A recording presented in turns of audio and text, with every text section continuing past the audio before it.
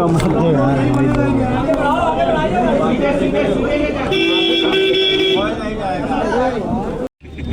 के लिए विश्व विख्यात हो जाएंगे।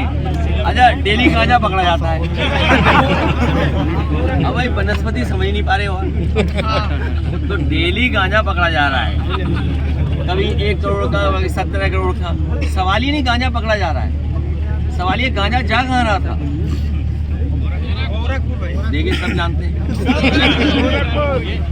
अखिलेश जी, यूजीसी लागू किया गया, एक तबका यूजीसी को मानने वाला और एक विरोध। समाजवादी पार्टी का क्या स्टैंड है? जो पहला सवाल आपने पूछा था, जो मैंने जवाब दिया, वो आप समझ ही नहीं पाए।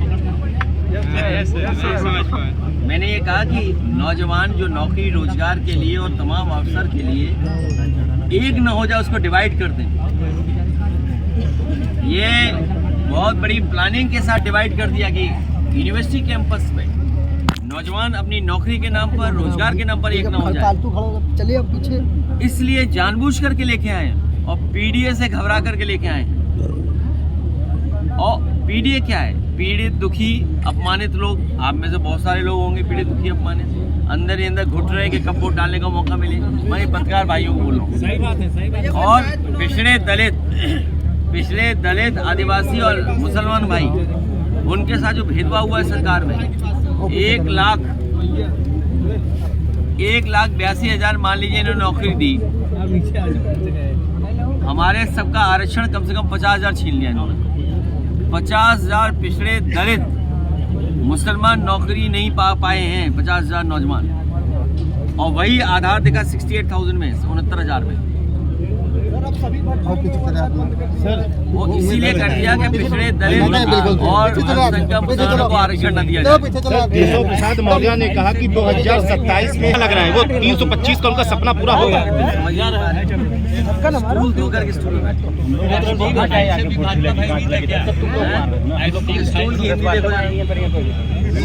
व्हाट्सएप पे देखो ना, वो चैट में किसी मीनिंग निकालो ना, क्या है, तो शायद पत्रकार समझ जाए।